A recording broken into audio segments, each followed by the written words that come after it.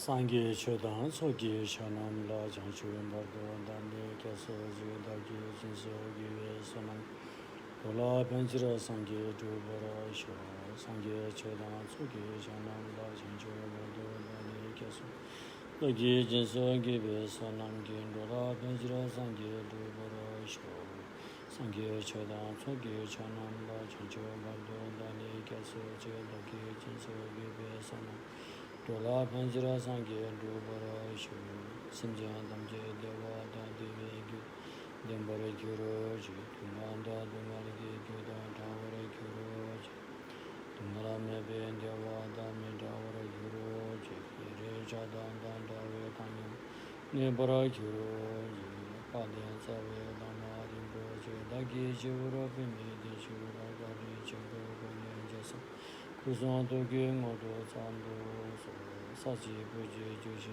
Meto Tarira Vishi Mite Kamba Sangye Shindo Mite Ambruwa Ye Dukana Namda Shindo Jogosho Guru Buddha Bodhi Sato Sabari Vara Pamandala Puja Meka Sambon Raspara Samaye Hua Simjan Namje Sambada Loye Cheda Cheda Vachajun Tuma Deba Chige Kurlo Korodo सम्पूर्ण प्राणीहरूको हितार्थ कल्याण था सम्मा सम्बुद्धि ज्ञान प्राप्त गर्ने मनसायको साथमा सद्धम्म देश नस्मिदिन हुन विनम्र अनुरोध गर्दछु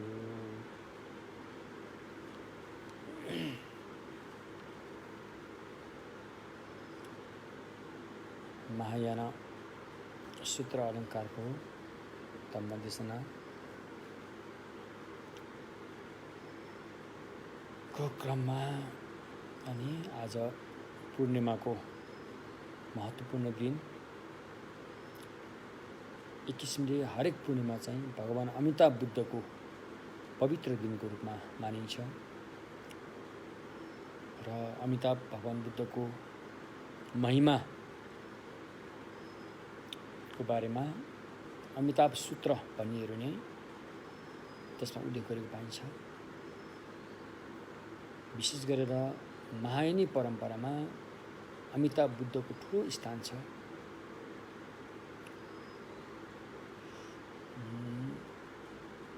जीवनमा हामीले जतिसुकै साधना गरे तापनि अन्तिममा अमिताभ बुद्धको भुवनमा जन्म होस् भन्ने आस्था राखेर साधना गर्ने गरेको छ र आज अमिताभ भगवान बुद्धको पवित्र दिन हो अमिताभ भगवान बुद्धलाई किन यति महत्त्व दिएको त भन्दाखेरि अमिताभ भगवान बुद्ध कुनै बेला उहाँ भगवान बन्नुभन्दा पहिला बोधिसत्वको आचरण गर्दाको बेला अनि प्राणीहरूलाई हेरेर विशेष गरेर यी मान्छेको चोलालाई हेरेर एकदमै अनुकम्पा दया लागेर आएछ कसरी दया लागेर आएछ भन्दाखेरि मान्छेको चोला अमूल्य चोला हो एकदमै अमूल्य चोला हो तापनि मान्छेको चोला धन सम्पत्ति कमाउनको लागि पनि धन सम्पत्ति कमाउनलाई नै खर्चेर सकिएको हुन्छ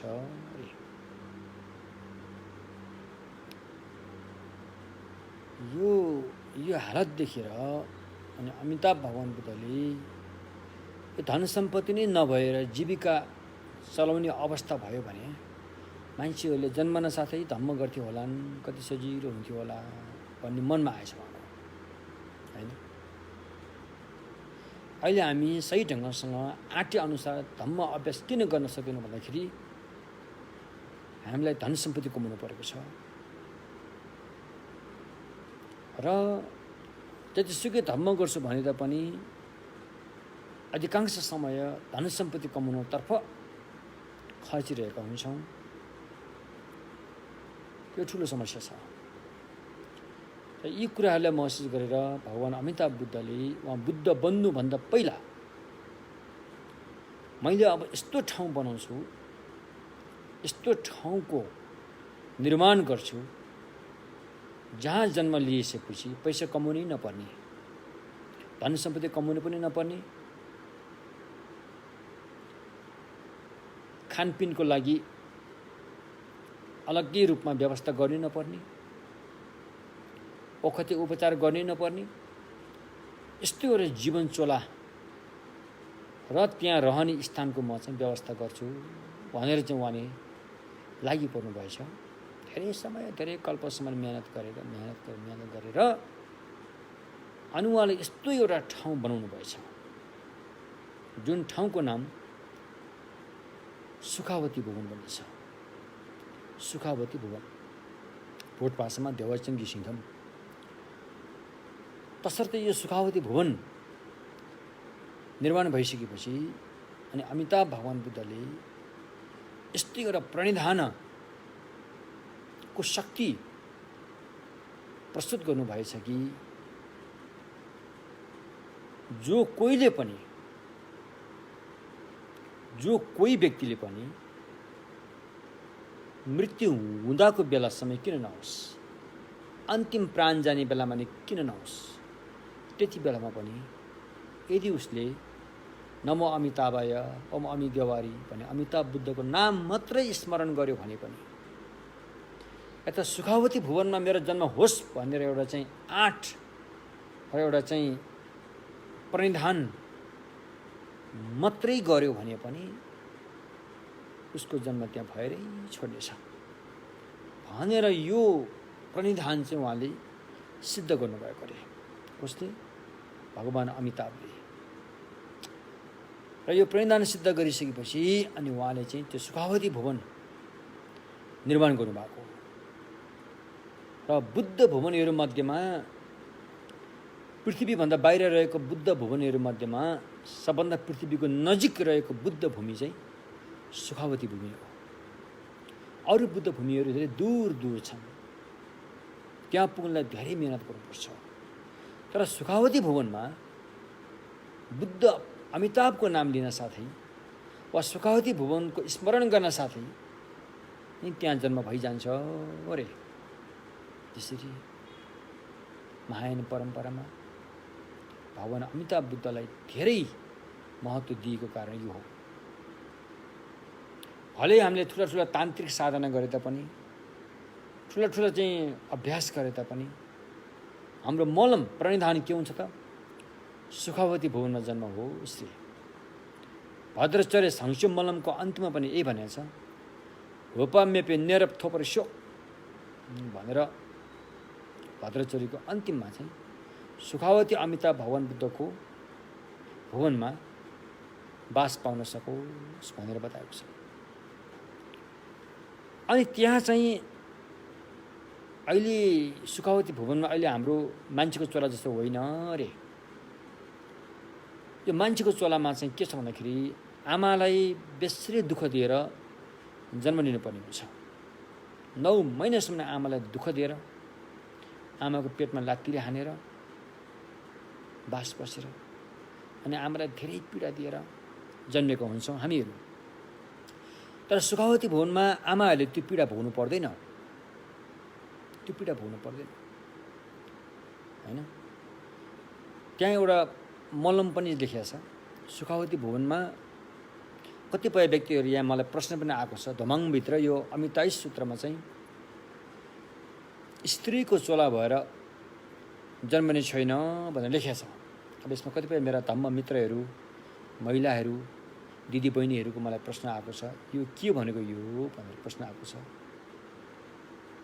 यसमा भगवानको वचन हो त्यो, त्यसलाई हामीले होइन विचार गर्न जरुरी छ। यतातिर सुखावती भुवनमा आमालाई दुःख दिएर जन्मनु पर्दैन भनेको छ, उतातिर सुखावती भुवनमा जन्मियो भने अथवा यो ओम नमः भगवते अपरिमिता भन्ने मन्त्र धारणै उच्चारण गर्यो भने स्त्रीको चोरा लिनु पर्दैन भनेर बताएको छ। यसको अर्थ के हो भन्दाखेरि यसको अर्थ सिधा छ। सुखावती भुवनमा हैन बच्चा जन्माउने खालको बच्चालाई 9 महिना पालेर त्यो पीडा भोग्नु पर्ने स्त्रीको चोरा लिनु पर्दैन रे। र सुखावती भुवनमा स्त्री हुँदैन भनेको होइन, त्यहाँ पनि अप्सराहरू अवश्य पनि हुन्छन्, नहुने होइन, त्यहाँ हुन्छन्। तर स्त्रीको चोरा लिएर जन्माउनु पर्दैन भनेको अर्थ के त भन्दाखेरि आमा भएर बाउले भन्दा पनि बढी पीडा भोग्नु पर्ने अवस्थाहरू त्यहाँ देखिन्छ। चाहे तपाईँले स्वीकार्नुहोस् चाहे त्यसलाई नस्वीकार्नुहोस्, चाहे यसलाई स्त्रीको एउटा आमाको भूमिका महानतालाई ठान्नुहोस् चाहे त्यसलाई एउटा पीडाको रूपमा ठान्नुहोस्, जे होस् आमामा त्यो खुबी हुन्छ, त्यो शक्ति क्षमता हुन्छ जुन बाउमा हुँदैन।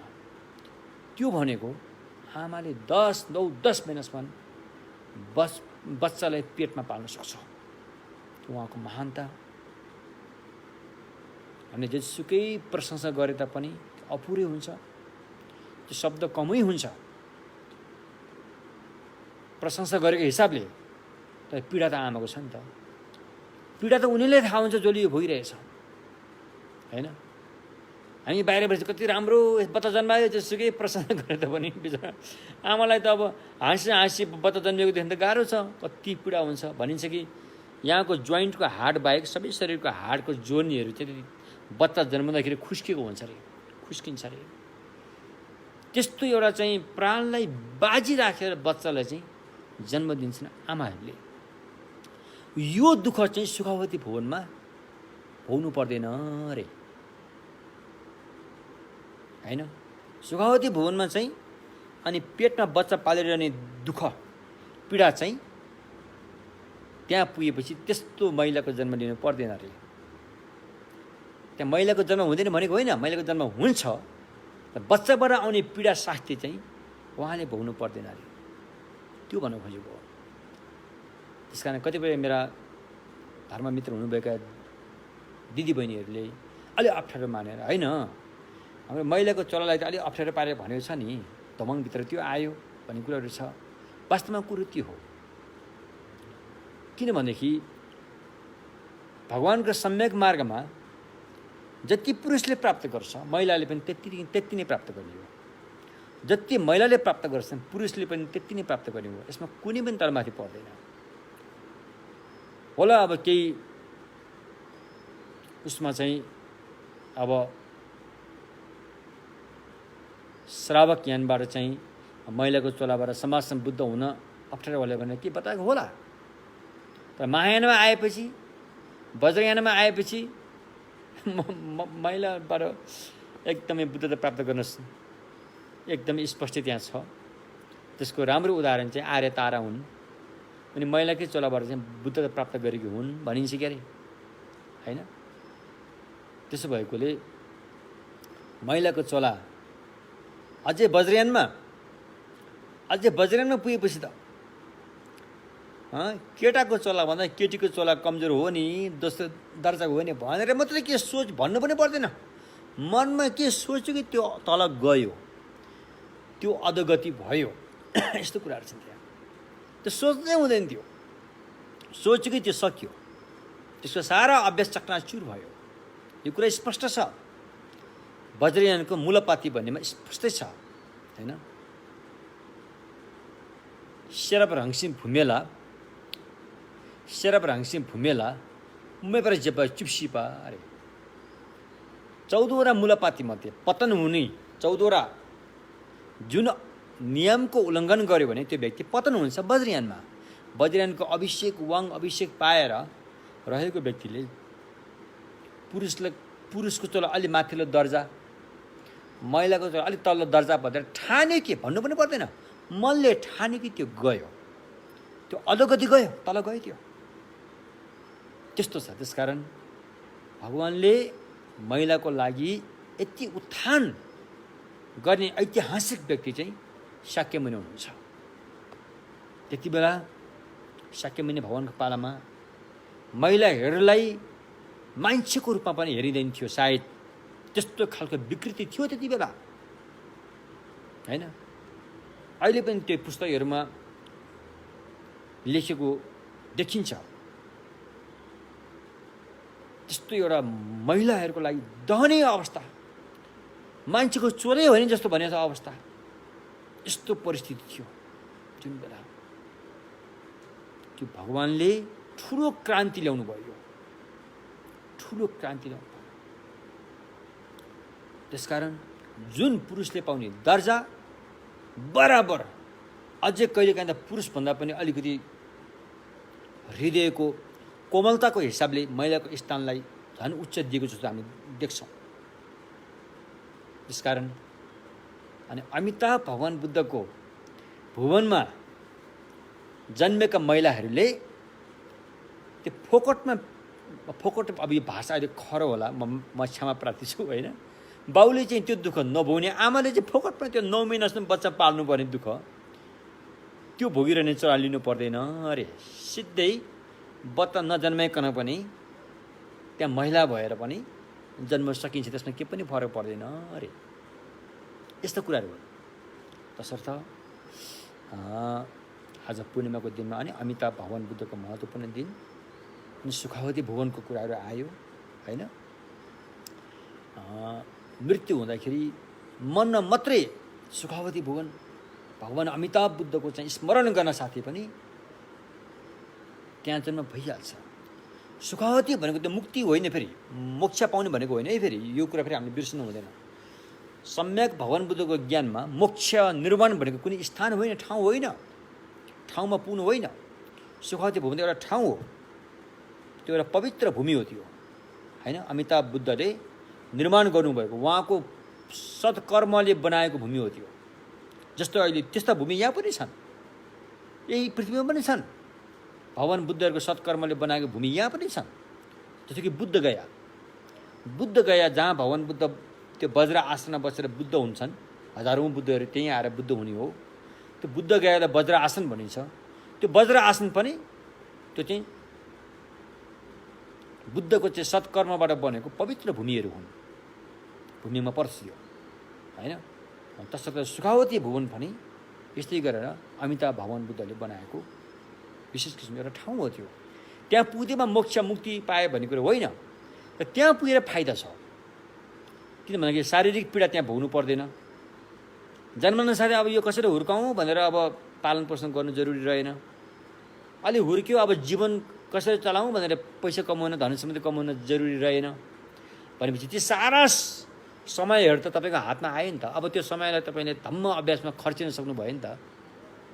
चाहे त्यहाँ जन्मेका पुरुष हुन्, चाहे स्त्री नै किन नहोस्, सुखावतीमा जन्म लिइसकेपछि उनीहरूको लागि पुरै अवसर छ धम्म अभ्यास गर्ने। धम्म सुन्ने सुरुमा अब यहाँ प्रश्न आयो, यदि आमाको कोखबाट नजन्मिने हो भने त्यहाँ जन्म कसरी हुन्छ त? जन्मनु त पर्यो, शरीर त लिनु पर्यो। कसरी लिन्छ त भन्दाखेरि अब भगवानको सम्यक मार्गमा जन्मस्थान 4 हुन्छ। एउटा आमाको गर्भबाट पेटबाट जन्मिने भयो, एउटा अन्डाबाट, एउटा सडे गलेका चिजहरूबाट, र अर्को चाहिँ चमत्कारिक जन्म हो। त्यो चमत्कारिक जन्म हुन्छ त्यहाँ, जसलाई द्वितीय भनिन्छ। चमत्कारिक जन्म हुन्छ होइन। 5वटै इन्द्रिय एकैपल्ट बन्छ त्यहाँ होइन। त्यस्तो जन्म हुन्छ। कहाँ हुन्छ? कमलको फुलमा हुन्छ।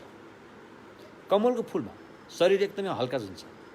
हेर्दा शरीर ठुलो देखेर पनि होइन, एकदम ध्यान लाभ गरेका व्यक्तिका शरीर कपास जस्तै हुन्छ भने नि मैले, त्यस्तै हुन्छ। हल्का शरीर हुन्छ, जुन शरीरलाई कमलको फुलले पनि थाम्न सक्छ। अनि त्यो सुखावतीमा जन्मेको व्यक्तिको जन्मदाखेरि पनि अहिले यहाँको हिसाबले 8 वर्ष जस्तो उमेरको हिसाबले त्यहाँ जन्म भइरहेको हुन्छ। कमलको फुल फक्रेको छैन, त्यो भित्र जन्म भइसक्यो, उसो फक्रेको छैन। नफक्रिकन पनि उसले चाहिँ भगवान अमिताभ बुद्धको मुखार बिन्दबाट सद्धम्म देशना सुनिसकेको हुन्छ। कोहीलाई त्यो कमलको फुल फक्रिँदैन। अमिताभ भगवान बुद्धको धम्म देशना मात्रै सुन्ने अवसर पाउँछ, उहाँको रूपको दर्शन पाउने अवसर पाउँदैन त्यस्ता व्यक्तिहरू पनि हुन्छन्। जस्तो कि अहिले मैले जुन यो कुरा भन्दैछु, यो कुरा होला कि नहोला कि भनेर दोमन भएर चाहिँ अनि त्यो व्यक्ति मरेर सुखावतीमा जन्म लियो भने त्यो दोमन भयो नि त, शङ्का भयो नि त। त्यसले गर्दाखेरि कमलको फुलभित्र जन्म त हुन्छ। अमिताभ भगवान बुद्धको मुखारविन्दबाट धम्म देशना पनि सुन्न पाउँछ, तर दर्शन पाउँदैन, उहाँको दर्शन पाउँदैन, किनकि त्यो दोमन भएर। यदि यो दोमन हटाएर पक्का निर्धक्कसँग चाहिँ हामीले अमिताभ बुद्धको चाहिँ आराधना गर्ने हो भनेदेखि कमलको फुल पनि फक्रिन्छ। फक्रेर त्यहाँ तपाईँले अमिताभ भगवानको चाहिँ होइन जाजल्यमन यस्तो 32 लक्षण 80 अनुव्यञ्जनले सम्पन्न भएको भगवान अमिताभ बुद्धको कायाको दर्शन पाइन्छ। दर्शन मात्र होइन, सद्धम्म सुन्न पनि पाइन्छ। सद्धम्म सुन्न मात्र होइन, त्यहाँ तपाईँले धेरै शक्तिहरू प्राप्त गरेको हुन्छ। तपाईँलाई त्यहाँ सुख त्यहाँ बचिरहन अलिकति कहिलेकाहीँ यसो कोही ठाउँमा जाउँ भन्ने मन आयो भने तपाईँ अर्को बुद्धको क्षेत्रमा पनि त्यहाँ जान सक्नुहुन्छ। अरू बुद्धको भुवनमा पनि तपाईँ पुग्न सक्नुहुन्छ। अन्य बुद्धको भुवनमा पुगेर उहाँहरूबाट सद्ज्ञान सुनेर फेरि बेलुका भनौँ न, बेलुका यहाँ त रात दिन त त्यहाँ हुँदैन क्या अरे, त्यहाँ 24 घन्टा चाहिँ भगवान अमिताभ बुद्धको ज्योतिले पुरै प्रकाशमान भइरहेको छ। तर पनि त्यहाँ रात दिनको हिसाब खासै नभए तापनि यसो हिसाबले होइन, अनि कुनै बेला अन्य बुद्ध क्षेत्रमा गएर सद्धम्म सुनेर फेरि फर्केर त्यहाँ आउन सकिन्छ। यस्तो खालको चाहिँ पवित्र एउटा चाहिँ चोला पाइन्छ त्यहाँ। त्यहाँ कुनै धन सम्पत्ति कमाउन जरुरी छैन, त्यहाँ त अमृत खाने हो, अमृत। हाम्रो यहाँ त दाल भात तरकारी यस्तो खाने होइन। हाम्रो यहाँको भोजन त 3rd क्लासको भोजन हो। यहाँ हामीले खाने चिजहरू सबै 3rd क्लासका हुन् त्यहाँको तुलनामा। यहाँको भोजन किन 3rd क्लासमा? यहाँको भोजन सबै हाम्रो शरीरले पचाउन सक्दैन, दिसा पिसा भएर बाहिर फ्याँक्नु पर्ने हुन्छ। त्यहाँ त्यस्तो हुँदैन रे, त्यहाँ त अमृत खाने हो। त्यो अमृत त सबै शरीरले पचाउँछ, शरीरभित्रै पुरै पौष्टिक भएर त्यो चाहिँ पचाउँछ। त्यसले पेट दुखाउँदैन, घाँटीमा बिजुँदैन, त्यस्तो खालको ठाउँ हो अरे अमिताभ बुद्धको चाहिँ सुखावती भुवन होइन। त्यहाँ कुनै झैझगडा छैन, ईर्ष्या डाहाहरू छैन त्यहाँ, किनकि त्यहाँ त अमिताभ भगवानको छत्र छायामा बस्ने हो नि त त्यहाँ। त्यस्तो पवित्र ठाउँमा जन्मिने दिन अनि उहाँकै दिन पर्छ आज, अमिताभ भगवान बुद्धको दिन। यसै पवित्र दिनलाई पाएर आज हामीले पवित्र धम्म देशना सुनेछौँ होइन। यो मैले अतिरिक्त रूपमा तपाईँहरूलाई भने। साथसाथै हिजो हाम्रो एकजना बहिनी हुनुहुन्छ, उहाँ सिक्किममा बस्नुहुन्छ, उहाँको पेसा वकिल हो, वकिल काम गर्नुहुन्छ। उहाँको नाम यङजी शेर्पा भनिन्छ। उहाँले एउटा प्रश्न राख्नु भएको रहेछ। हिजो हाम्रो धम्म देशनामा एउटा बौद्ध धर्ममा वैवाहिक सम्बन्धलाई अलि तडक भडकका साथ प्रस्तुत गरिन्न भनेको थियो नि। जतिको मान्छे मर्दाखेरि बढी महत्त्व दिएर त्यहाँ चाहिँ बढी महत्त्व दिइन्छ, त्यति महत्त्व विवाह गर्दाखेरि चाहिँ हुँदैन भनेर मैले जुन कुरा भने त्यो त्यही सन्दर्भमा उहाँले एउटा सानो एउटा प्रश्न राख्नुभएको छ। राम्रो कुरा हो त्यो। भगवानको सम्यक मार्गमा बिहा गर्नै हुँदैन भन्ने पनि होइन, बिहा गर्न जरुरी छ, बिहा गर्नुपर्छ। फेरि बिहा गर्नै पर्छ नगरी हुँदैन भन्ने पनि छैन। कतिपय व्यक्ति बिहा नगरेर सन्यास धर्म लिएर अनि घरबार विहीन भएर भिक्षुनी भएर जानेहरू पनि छ। कतिपय व्यक्ति गृहस्थीमै बसे तापनि बिहा गर्नै पर्छ भन्ने पनि छैन, बिहा नगरिकन गृहस्थीमै बस्नेहरू पनि छन्। यो सबै कुरालाई स्वीकारेको छ। र विवाह गर्दाखेरि चाहिँ कसरी गरिन्छ भन्ने कुरा छ। विवाह गर्दाखेरि भगवान बुद्धको सम्यक मार्गमा चाहिँ पहिलादेखि नै हामीले यसो यो भगवान बुद्धसँग सम्बन्ध राख्ने भगवान बुद्धका आफ्ना शिष्यहरू गृहस्थीहरू थुप्रै थिए। राजाहरूदेखि लिएर त्यति बेलाका अब चाहिँ ठुला व्यापारीहरूदेखि लिएर किसानहरूदेखि लिएर विद्वान पण्डितहरूदेखि लिएर पट्टमूर्खहरू पनि त्यहाँ आएका हुन्थे, थुप्रै थिए। उनीहरूको त्यो जब चाहिँ विवाह हुनेको बारेमा जब चर्चा परिचर्चा आउँछ, अधिकांशले चाहिँ केटा र केटी दुइटै पहिल्यै चाहिँ भेट भएको र मनका कुरा मिलेको धेरै जसो चाहिँ त्यो भएको त्यसमा उल्लेख गरेको पाइन्छ। अहिले हामीले जुन कर्म हेतु फल भन्ने पुस्तक अहिले हामी लेख्दैछौँ, नेपाली भाषामा अनुवाद हुँदैछ, त्यसमा यो वैवाहिक सम्बन्धको कुराहरू नै आएका छन्। त्यसमा अधिकांश व्यक्तिहरू चाहिँ त्यसरी पहिले कुरा मिलेर अनि पछि मात्रै अनि त्यसपछि बिहा भएको भन्ने कुराहरू छ।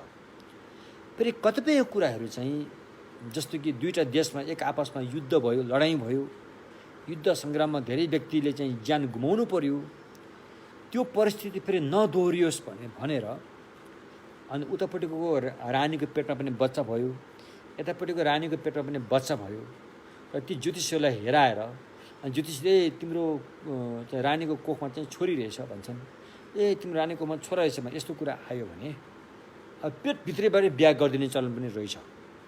पेटभित्रैबाटै बिहा गरिदिने भन्ने बाचा गरेर अब उपरान्त हाम्रो चाहिँ लडाइँ हुने छैन, युद्ध हुने छैन, यस्तोको लागि युद्ध सङ्ग्राम बन्द गर्नको लागि पनि एउटा चाहिँ वैवाहिक सम्बन्ध गाँस्ने चलन पनि यता कता त्यहाँ रहेको पाइयो, देखियो। त्यो ढङ्गले बिहा गर्नेहरू पनि छन्। कतिपयहरू चाहिँ फेरि अनि छोराछोरीले आफ्नो बुबा आमाको अनुमति लिएर बुबा आमाले नै हाम्रो बिहा गरिदिनु पर्यो भनेर यसो अहिले जुन मागी विवाह भन्छ नि, यस्तो किसिमले पनि बिहा गर्नेहरू पनि देखिन्छ। तर भगवान बुद्ध कालमा त्यो अधिकांश चाहिँ केटाकेटी पहिल्यै भेटघाट भएर उनीहरूको कुरा मिलेर अनि यसरी बिहा गर्नेहरू पनि छन्, यसरी बिहा गरेको पाइन्छ। अब बिहा गर्ने विधि के त भन्दाखेरि अब यो बिहा गर्ने विधि यही नै हो भनेर किटानका साथ हामी भन्न सक्दैनौँ। तर भगवान स्वयं पनि केही विवाहको अवसरमा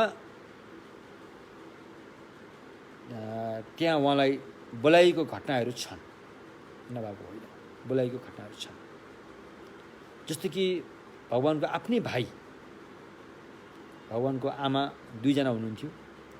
जेठी आमा मायादेवीबाट चाहिँ उहाँ एक्लै हुनुहुन्थ्यो सन्तान, र कान्छी आमा गौतमीबाट चाहिँ अर्को एउटा भाइ पनि थियो, उहाँको नाम नन्द भनिन्थ्यो।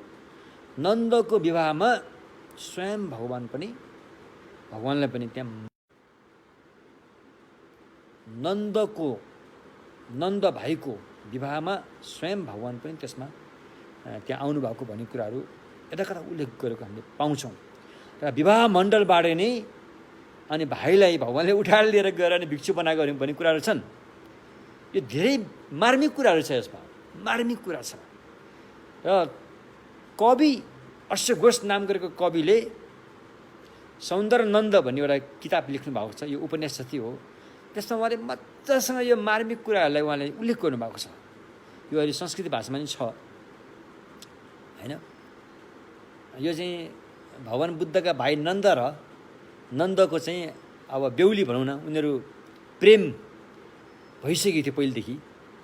त्यो विवाहको बारेमा चाहिँ एकदम राम्रोसँग चाहिँ ती घटनाहरू चाहिँ प्रस्तुत गरिएको छ। उता बिहाको त्यो मण्डपमा बसेका बेहुला बेहुलीहरू त्यहाँ थिए। मण्डपमा बसेको बेहुलालाई, आफ्नो भाइलाई भगवानले चाहिँ आफ्नो भिक्षा पात्र समुन दिएर अनि जहाँ भगवान बुद्ध बस्नुभएको न्यायग्रोत नाम गरेको बिहार थियो त्यसतर्फ लिएर जानुहुन्छ र उसलाई भिक्षु बनाइदिनुहुन्छ। यस्ता घटनाहरू छन्। त्यस कारण कतिपय ठाउँमा ती घटनाहरू पनि भएका छन्। कतिपय ठाउँमा बुबा आमाले नै आफ्नो छोरी फलाना ठाउँमा माग्न आए, दिउँ कि नदिउँ भनेर भगवानसँग गएर सोधेको छ। सोधेर अनि स्वयं भगवानले दिनु, त्यहाँ बिहा गरिदिनु भनेर अनुमति दिनुभएको घटनाहरू पनि धेरै ठाउँमा सुनेका छौँ।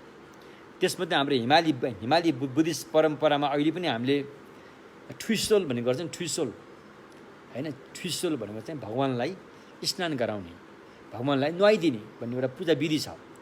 ठुइसोल गर्दाखेरि अब हामीले भगवान बुद्धको मूर्ति हुन्छ कि फोटो हुन्छ कि थाङ्का हुन्छ कि अगाडि सजाएर होइन, अनि त्यसको अगाडिपट्टि चाहिँ हामीले चाहिँ होइन कलशमा होइन पुरै कलशमा 25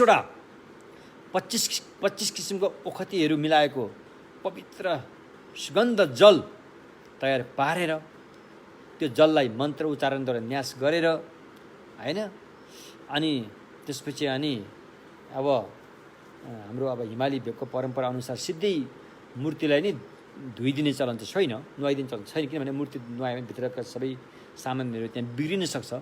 फेरि मूर्तिलाई सुनले पुतिरहेको हुन्छ, त्यसलाई फेरि त्यहाँ बिग्रिन सक्छ। त्यसो नहुनको लागि अनि अगाडि ऐना देखाएर अनि ऐनामा चाहिँ अनि भगवानको प्रतिमाको रूपहरू त्यसमा प्रतिबिम्बित उतारेर ऐनामा उतारेर अनि कलशले पानी हालेर नुहाइदिने चलन छ। त्यो नुहाउँदाखेरि एउटा वाचन एउटा मन्त्र उच्चारण गरिन्छ। अब यो भोट भाषामा छ होइन, मलाई संस्कृतिमा आएन होइन। भोट भाषामा मलुए सेम्चेने कुन्गे गोनगिर्ची दुई दे पुङचे मिसे जम्जेला ङुएन मले झिस्न खेङ्गी रुपै चम्दे खोर्चे नेदे सेक्सु सोल भनेर चाहिँ बुद्धलाई नुहाइदिनुभन्दा पहिला बुद्ध चाहिँ यहाँ आउनुहोस् भनेर एउटा आमन्त्रण गर्ने मन्त्र हो यो। त्यो आमन्त्रण गर्ने मन्त्रले उहाँलाई यहाँ बोलाइन्छ। बोलाइसकेपछि अनि त्यहाँबाट लुम्बिनीको घटना त्यहाँ प्रस्तुत गरिन्छ। लुम्बिनीको घटना हो त्यो। छित्रा ताम्पा चाम्गिने लालम किने ठुसोत्तल लाइ छिने थापाई ढेसिन्दाकी कुठिसोल भनेर यो 4वटा लाइन वाचन गरेर अनि भगवान बुद्धलाई स्नान गराइन्छ। यो घटना चाहिँ लुम्बिनीमा भएको हो। जसरी भगवानको जन्म लुम्बिनीमा हुँदाखेरि अनि दैविक जल होइन नन्द उपनन्द नाम गरेका नागराजाहरूले दैविक जलले अनि स्नान गराइयो। त्यही अनुरूप अहिले मैले पनि भगवानलाई स्नान गराउँदैछु भनेर चाहिँ यसरी नुहाउने चलन छ नि हो। अब जुन यो अब भगवानलाई आमन्त्रण गर्ने जुन मन्त्र छ, अहिले पनि हाम्रा ठुला ठुला कल्याण मित्र गुरुहरू कुनै नयाँ ठाउँमा जानुहुन्छ भने गेटहरू राखेर त्यो गेटमाथि लेख्ने चलन अहिले पनि छ होइन। त्यही मन्त्रलाई अधिकांश त्यही मन्त्र बढी प्रयोग गरेको देखिन्छ भने अहिले भगवान बुद्धलाई आमन्त्रित गर्ने मन्त्र जुन छ मालुए सेम्चेन भन्ने, यो चाहिँ त्यो मन्त्र हो जुन एकजना महिलाले उच्चारण गरेको मन्त्र हो। ती महिला चाहिँ उत्तरतिरका थिइन्। उनको विवाह चाहिँ दक्षिणतर्फ भयो होइन। त्यसकारण दक्षिणतर्फ हुँदाखेरि उनको अब त्यहाँ केटी माग्न आए। त्यहाँदेखि केटी माग्न आएपछि अनि केटीको परिवार चाहिँ भगवान बुद्धका शिष्यहरू थिए। अनि अब आफ्नो माया लाग्दो प्यारी छोरीलाई यतिकै दिन त यति सजिलो छैन नि त, आफ्नो बच्चा हो नि त। अनि भोलि गएर उसको जीवनमा खतरा होला कि तिनीहरूले भगवानको धर्म पनि गरेका छैनन्, बुद्ध धर्म त अपनाएका थिएनन् तिनीहरूले। त्यस्तोको परिवारमा आफ्नो छोरी दिनलाई त भोलि गएर समस्या होला कि भन्ने मनमा पनि आयो। बरु एकपल्ट भगवानसँगै सोधनी गरेर सोधपुछ गरेर है भगवानले जे अनुमति दिनुहुन्छ त्यही गरौँला भनेर अनि भगवानका सोध्न जाँदाखेरि भगवानले केही फरक पर्दैन त्यो घरमा बिहा गरिदिनु भनेर अनुमति दिनुभएको थियो। यस्तो किसिमले बिहा गरेर ती कन्यालाई चाहिँ अनि दक्षिण भारत पठाएको हो। अनि दक्षिण भारतमा पुगेपछि अनि तिनीहरू चाहिँ फेरि भगवान बुद्धको केही थाहा थिएन त्यो परिवारलाई। उनीहरूले अन्य धर्मावलम्बी मान्थे, अन्यका पुरोहितहरूलाई बोलाउँथे, सम्मान गर्थे होइन। ती पुरोहितहरू कोही त नाङ्गै पनि हुन्थे, कोही त कसैलाई पनि हुन्थे, आफ्नो व्रत लिएका हुन्थ्यो होला नि। त्यो देखेर नि उनीलाई दिक्क लाग्थ्यो होइन। यस्तो समुद्र छँदाछँदै पनि यी मान्छेहरू पानीको खोजी गर्दैछन् नि भन्ने उहाँलाई मनमा आउँथ्यो है। समुद्र जस्तो सर्वज्ञ भगवान बुद्ध विराजमान हुँदाहुँदै पनि पानीको कुवा खोज्दैछन् नि यिनीहरू त भन्ने मनमा आउँथ्यो। अनि उनी त्यहाँ त्यसमा सहभागी हुनलाई अलिकति आनाकान गर्थिन् उनी। अनि उनका ससुराले बुहारी हामीले त यसरी धम्म कार्य गर्दैछौँ, तिमी पनि यसमा निर्धक्कसँग सहभागी हुनुपर्छ भनेर अलिकति होइन उनीहरूलाई अलिकति उनीमाथि दबाब दिन्थे। अनि ती बुहारी त प्रश्न भन्नुहुन्थ्यो, मेरो यस्तो चाहिँ समुद्र समानका भगवान हुनुहुन्छ नि भनेर भगवानको चर्चा पनि उनी गर्थिन्। उस भए एक दिन तिम्रो भगवान पनि हामी यहाँ आमन्त्रण गर्छौँ नि भनेर आफ्नो परिवारले ससुराहरूले। ल हुन्छ, उसो भए कहाँ हुनुहुन्छ तिम्रो भगवान? मेरो भगवान त उत्तरी भारततर्फ बस्नुहुन्छ होइन, अथवा कहीँ अब मेरो ख्यालमा जहाँसम्म लाग्छ यो श्रावस्तीतिरै हुनुपर्छ हो कि राजगिरको हो त्यो केटीको माइती। उसो भए हामी भोलि तुरन्तै तिम्रो भगवानलाई आमन्त्रण गर्न दूत पठाउँछौँ भने। अनि तिनले भने कि उनको नाम के भनिन्छ हो, बज्री यस्तो के नाम छ उहाँको। मेरो भगवानलाई बोलाउनलाई तपाईँहरूको पुरोहित बोलाए जस्तो गरेर समाचार पठाउनु पर्दैन, पठाउनु जरुरी पनि हुँदैन। यदि तपाईँहरूको मनमा सद्भाव छ, साँच्चीकै उहाँप्रति एउटा चाहिँ होइन भगवान बुद्धप्रति एउटा चाहिँ सम्मानको भाव छ, पवित्र मनले तपाईँले चाहनुहुन्छ भने भगवानले यहीँबाट थाहा पाउनुहुन्छ। तपाईँहरूको पुरोहितले बोलाए जस्तो गरेर बोलाउनु पठाउनु पर्दैन। त्यस्तो पो हो र? ल उसो भए भोलि नै बोलाउँ त। भोलि हामी सबै यहाँ सुवाको लागि भव्य स्वागत गर्नेछौँ। हामी पनि हेरौँ त तपाईँको भगवानले कसरी थाहा हुँदैछ भनेर। उनका आफ्ना ससुरा खलकहरू सबै भव्य भगवानको लागि स्वागत गर्नलाई तम तयार भए।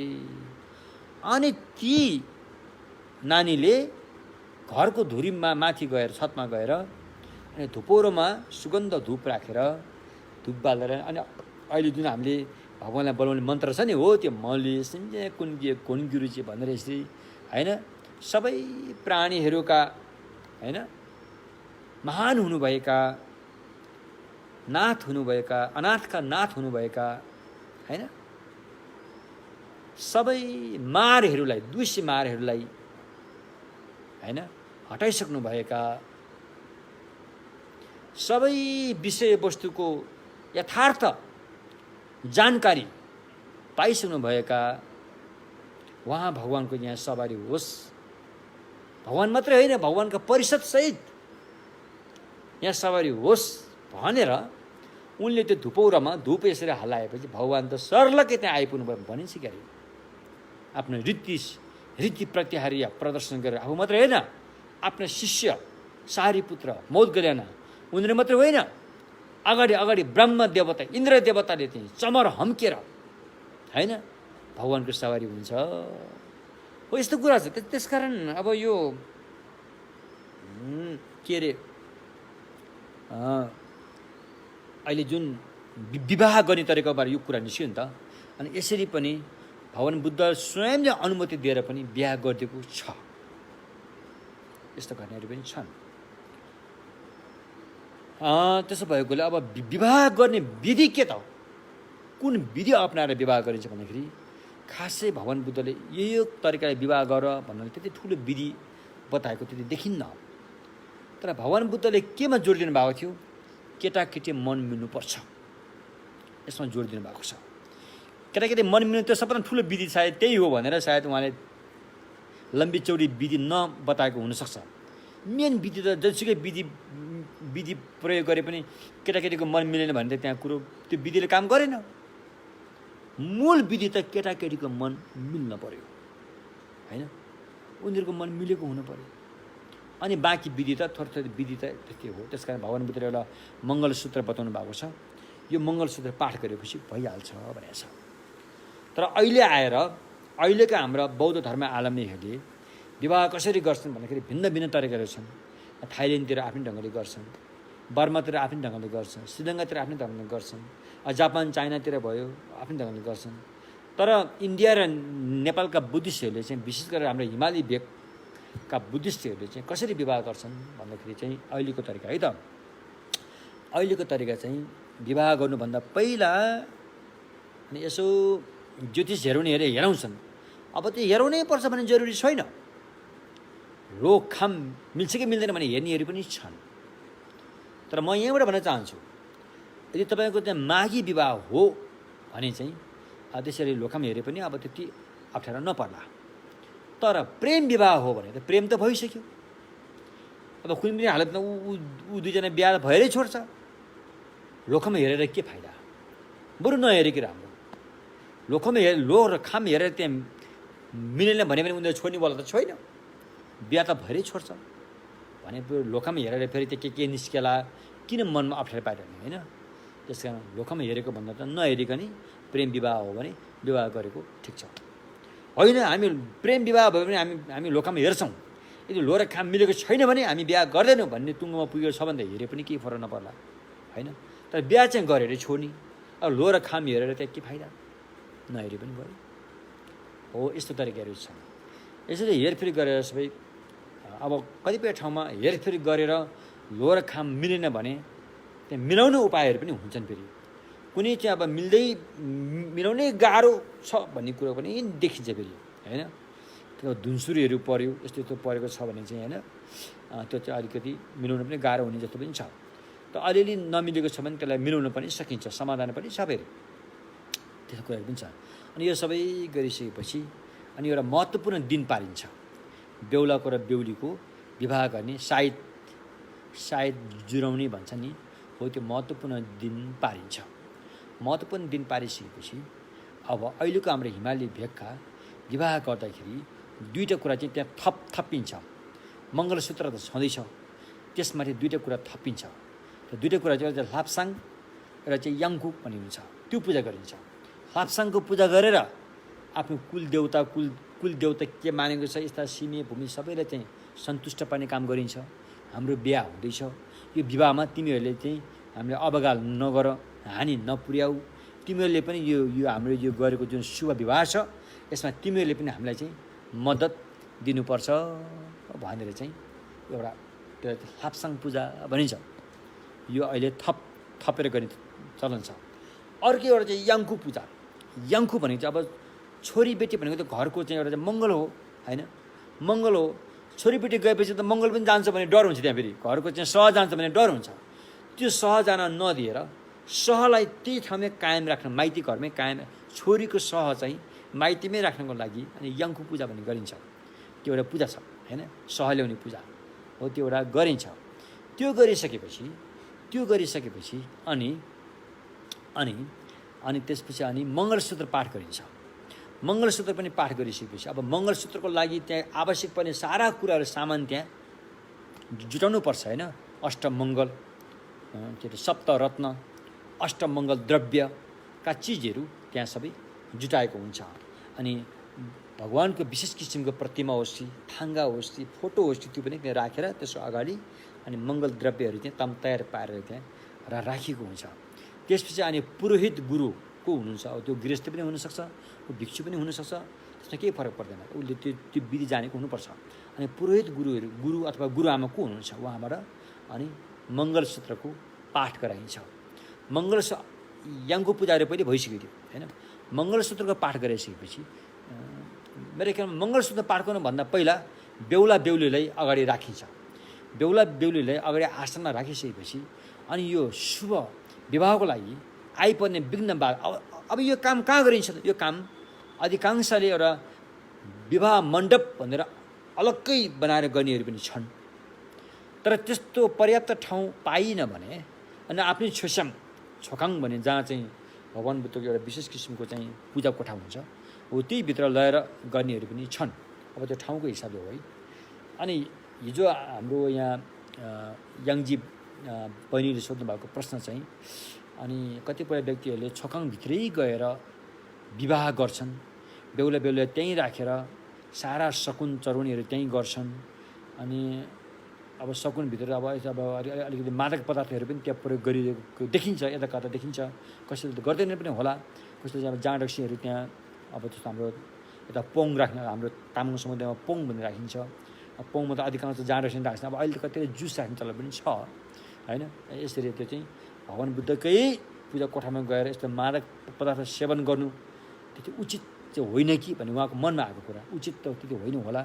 अनि अरूलाई आएर त्यहाँ हल्ला खल्ला गीत गाएर उनीहरूलाई खाता लाउने डाँडाडुनु गर्ने चलन पनि त्यहाँ देखिन्छ। त्यो उचित होइन कि यसमा के गर्नुपर्ने होला भनेर उहाँको प्रश्न यो, त्यही प्रश्न लिएर म अहिले भन्दैछु। अनि कतिले चाहिँ वैवाहिक र विवाह गर्दाखेरि नयाँ मण्डपै तयार पारेर अनि त्यहाँ बेहुला बेहुलीले त्यहाँ राख्ने चलन पनि छ। यदि त्यसरी पर्याप्त ठाउँ भएन भने चाहिँ अनि आफ्नै घरको पूजा कोठामै होइन, जहाँ चाहिँ भगवानहरूको त्यस्तो विशेष किसिमको त्यहाँ सिँगारेको छ, त्यसको अलिक तल अनि एउटा चाहिँ बेहुला बेहुलीले बस्ने आसन त्यहाँ बनाइन्छ हो, त्यहाँ राखिन्छ। अनि त्यसको अगाडिपट्टि चाहिँ अनि पुरोहित गुरु त्यहाँ बसेर अनि त्यसपछि अनि सबभन्दा पहिला अब याङको पूजा पनि भइसक्यो होइन, लाप्साङ पूजा पनि भइसकेपछि अनि घरको परिवारसहित परिवार पनि राख्नुपर्छ। बेहुलातर्फको परिवार, बेहुलीतर्फको परिवार होइन, दुवै परिवारलाई त्यहाँ राखेर होइन, उनीहरूको अभिभावक कोही त आएको होला नि होइन, तिनीहरूलाई त्यहाँ राखेर अनि बेहुला बेहुलीलाई राखेर अनि सबभन्दा पहिला अनि उहाँहरूको जीवनमा आइपर्ने जति पनि विघ्न बाधाहरू छन् त्यसलाई पन्छाउने काम गरिन्छ। त्यसलाई जौवा भनिन्छ। जौवा यो काम मृतकलाई पनि गरिन्छ, यो काम जीवितले पनि गरिन्छ। त्यो मन्त्र पढ्दाखेरि अलिकति फरक ढङ्गले पढ्नुपर्छ। मृतकलाई अब पढ्दाखेरि दिवंगत भन्ने शब्द प्रयोग गरिन्छ होइन, छेले देपा। अब जीवितलाई राम्रो गर्नुको लागि चाहिँ छेदन देम्पा भन्ने आयुष्मान भन्ने शब्द प्रयोग गरिन्छ। यसरी चाहिँ अनि जम्मा गरिन्छ होइन। 3टा तोरमा 3टा 5वटा औँलाले थिचेको पिठोको डल्लो र अनि तोर्माबाटै बनाएको बत्ती, त्यहाँ 3टा बत्ती बालेर अनि बेहुला बेहुलीको भविष्य जीवनमा आउने सारा विघ्न बाधा र अहिले शुभ विवाहको बेलामा पनि भइपरि आउन सक्ने यस्ता अप्रिय घटनाहरूबाट मुक्त हुनुको लागि नराम्रो तत्त्वलाई त्यहाँबाट पन्छाउने काम त्यो चाहिँ लामा गुरुहरूले त्यो विधि जानेको हुनुपर्छ, उहाँहरूले त्यो काम गर्छन्। त्यो सारा पन्छाएर चाहिँ तथास्तु भइसकेपछि अनि त्यसपछि अनि उनीहरूलाई स्नान पनि गराइन्छ। स्नान गराउनु चाहिँ अहिले जति गरेर पहिला भगवान बुद्धहरूले स्नान गराइन्छ, अनि बेहुला बेहुलीलाई अलिकति ठुई पानी कलशको पानी छर्केर स्नान गराइन्छ, अनि त्यो पानी पिउनु पनि दिइन्छ। यति गरिसकेपछि अनि त्यहाँ मङ्गलसूत्र पाठ गरिन्छ। मङ्गलसूत्र भनेको जुन यो धोमाङभित्रै छ, धोमाङभित्रै नै छ होइन, मङ्गलसूत्र होइन हो त्यो सूत्र। अब यो चाहिँ मङ्गलसूत्र थेरवादमा पनि छ, यो महायानमा पनि छ, वज्रयानमा पनि छ। अब महायानमा विशेष गरेर अहिले धोमाङभित्र जुन नेपाली भाषामा उता पनि भइसकेको छ, धोमाङमा अलिक तल होला, त्यो पेज नम्बर मलाई राम्रोसँग याद भएन, हो त्यो मङ्गलसूत्र पाठ गराइन्छ। मङ्गलसूत्र पाठ गरिसकेपछि अनि त्यसपछि अनि बेहुला बेहुलीको बिचमा एउटा चाहिँ कमिटमेन्ट भन्छ नि अहिले होइन, एउटा 3टा पनि हुनसक्छ, 5वटा पनि हुनसक्छ। अनि बेहुलाले बेहुलीलाई भन्ने, बेहुलीले बेहुलाले भन्ने। अब अहिले त के मालाहरू लाउने चलन पनि होला, कसैले माला लगाइदेलान्, त्यसलाई बरमाला भन्छन्, कसैले अब खाता लगाइदेलान्, खाता पनि प्रयोग गर्न सकिन्छ। त्यस साथमा फेरि औँठी पनि लाउने चलन होला, त्यो पनि त्यहाँ प्रयोग गर्नले केही फरक पर्दैन, प्रयोग गर्न सकिन्छ होइन। हो यस्तो चाहिँ बेहुला खडा हुन दिएर अनि एउटा हातमा खाता हुन्छ कि अथवा दुबोको माला हुन्छ कि के हुन्छ लिने लाउने, अनि हातमा औँठी पनि लिन लाएर अनि त्यो भन्ने हुन्छ। त्यो बेहुलाले बेहुलीलाई त्यो एउटा भन्ने हुन्छ, त्यो भन्ने अब त्यो त हामीले पछि बनाउने कुरा हो, त्यसलाई बनाएर यो भन्न सकिन्छ। त्यसपछि बेहुलाले बेहुलीलाई भन्न लगाइन्छ। अथवा यो गर्नुभन्दा पहिला यदि चाहेमा बेहुला बेहुलीलाई पञ्चशील पनि दिने चलन छ, पञ्चशील पनि दिन सकिन्छ। पञ्चशील लिइसकेपछि अनि खडा भएर अनि यो भन्ने चलन छ। यसलाई 3 पल्टसम्म दोहोऱ्याएर भनिसकेपछि अनि त्यसपछि अनि बेहुलाले बेहुलीलाई माला लगाइदिन्छ, अनि बेहुलीले बेहुलालाई पहिला जसले लगाए पनि केही पनि फरक पर्दैन, बेहुलीले बेहुला लाउनु पनि सक्छ, बेहुलीले बेहुला पनि लाउनु सक्छ, त्यस केही फरक पर्दैन। त्यसपछि औँठी पनि यसरी लगाइदिने। यो लगाइरहने बेलामा अनि गुरुहरू र अभिभावकहरू पनि सबै उठ्नुपर्छ। सबै उठेर हातमा फुललाई मसिनो पारेर, अब त्यहाँ विभिन्न थरीको फुल हुन्छ। अब हाम्रो हिमालय भेगको विशेष फुल चाहिँ टटेलोको फुल हो, त्यो पनि त्यो प्रयोग गर्न सकिन्छ। यो फुलहरू मसिनो पारेर सबैको हातमा औँजिरे दिएर अनि पुरोहित गुरुले चाहिँ अनि यो पाठ गर्नुपर्छ। छेरिङ नेमे जोर्दिनसिङ डुकुन ताक्तु दुनपादा चित्र सम्पे थनमकुन छेसिन डुपर जेदुसो थाप्दा क्याप्दाङ धापादा खेचिङ नेबर झुवाला सिम्च्यान नाम्ने रब्लुपे दुकी लेना दौतुसो अनि जिक्तिन देशिङ लोलेक्दा डुनम फेसिङ छेपलवा गेले थाम्चे जुवाई हिला देपा कुण्ड विषय भन्दै त्यो फुल चाहिँ बेहुला बेहुलीलाई छर्किदिनुपर्छ। यसरी हुर छर्किदिनुपर्छ होइन। त्यति बेला अनि उनीहरूलाई त्यो फुलको माला लाउने, यता लगाइदिने अथवा खाता लाउने लगाइदिने, अनि औँठी लाउने लगाइदिने, त्यो काम पनि त्यहाँ हुन्छ। यति गरिसकेपछि अनि फेरि बेहुला बेहुली एकै ठाउँमा बस्नुहुन्छ। अनि त्यसपछि अनि पुरोहित गुरु भएर अनि अहिलेको जुन चाहिँ याङ्खु गरेको छ नि, याङ्खु गरेको जुन त्यो मङ्गल द्रव्यहरू छन् त्यसलाई धाधार भन्छन्, धाधार भयो। त्यसपछि अनि त्यहाँ अब दही अथवा के पञ्चामृत राखेको त्यो भयो। अनि फेरि त्यहाँ पिठो सत्तु पिठोलाई चाहिँ छ्यामार बनाएको हुन्छ, कसार बनाएको त्यो भयो। त्यो चिज चाहिँ अनि बेहुला बेहुली पनि खाना दिन्छन्। अनि त्यो धाधार टाउकोमा राखेर टाउकोमा यहाँ पछाडि 3-4-5 ठाउँमा राखेर चाहिँ आशीर्वाद दिइन्छ। हो यति गरिसकेपछि अनि बाँकी व्यक्तिहरूले पनि अनि त्यसपछि अनि पुरोहित गुरुले त्यहाँ मलम पाठ गर्नुहुन्छ। अनि बाँकी मलम अथवा उहाँहरूको चाहिँ दीर्घायु जीवनको सफलताको लागि पाठ गर्नुहुन्छ। अनि अरूहरूले पनि खाताहरू लगाइदिने चलन छ। यति हो। यति भइसकेपछि अब त्यहाँ चाहिँ अनि पानी हालेर खड्कौलोमा कन्याको खुट्टा राखेर बाबुआमाले पानी हालेर अनि बेहुलालाई कन्यादान भन्ने चलन चाहिँ भगवानको धर्ममा छैन। भगवानको सम्यक मार्गमा यसरी कन्या छोरी दान दिने भन्ने चलन छैन। छोराछोरी दान दिने दुई चलन छ। छोरा पनि दान दिने चलन छ, छोरी पनि दान दिने चलन छ। त्यो त अर्कै अभ्यासको कुरा हो त्यो, होइन? भगवानले पनि पहिला धेरै पहिला आफ्नो छोराछोरी अरूको हितको लागि दान गर्नुभएको छ, त्यो अर्कै कुरो हो। तर विवाहमा छोरी दान दिने भन्ने चलन चाहिँ भगवानको सम्यक मार्गमा छैन, होइन? किनकि त्यहाँ ज्वाइँ र छोरीलाई दान दिने भन्यो भने बराबरको हिस्सेदार हुन्छ। त्यहाँ ज्वाइँ ठुलो छोरी सानो भन्ने कुरो हुँदैन। त्यहाँ बराबरको हिस्सेदार हुन्छ।